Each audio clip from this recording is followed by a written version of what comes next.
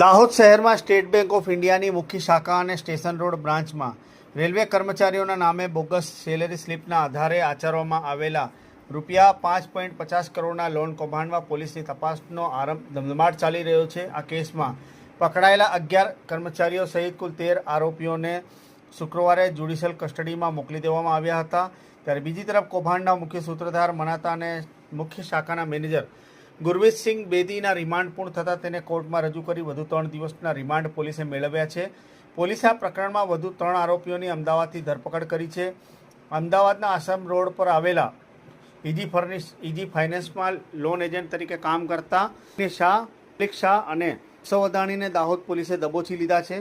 આ ત્રણેય એજન્ટોને પણ કોર્ટમાં રજૂ કરી 3 દિવસના રિમાન્ડ પોલીસે મેળવ્યા છે। પોલીસ તપાસમાં બહાર આવ્યું છે કે આરોપી એજન્ટોનું બેંક મેનેજર ગુરમીતસિંહ સાથે સીધું સેટિંગ હતું। લોન લેવા ઈચ્છુક રેલવે કર્મચારીનું અન્ય બેંક શાખામાં ખાતું હોવાથી સૌથી પહેલાં તેને એસબીઆઈની દાહોદ મુખ્ય શાખામાં ટ્રાન્સફર કરવામાં આવતું હતું। ત્યારબાદ લોનની રકમની મેળવવા માટે કર્મચારીના પગારમાં ખોટા આંકડા દર્શાવી નકલી સેલેરી સ્લીપ તૈયાર કરવામાં આવતી હતી।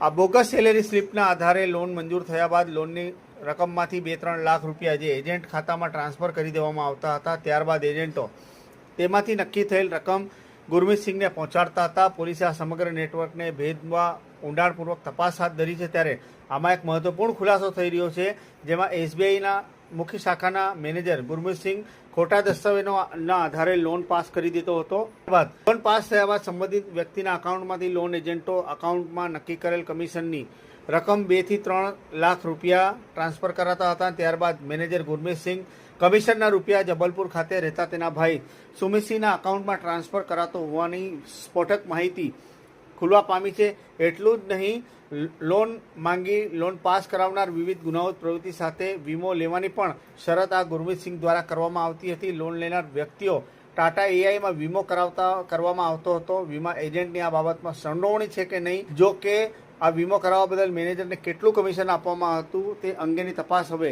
પોલીસ કરી રહી છે।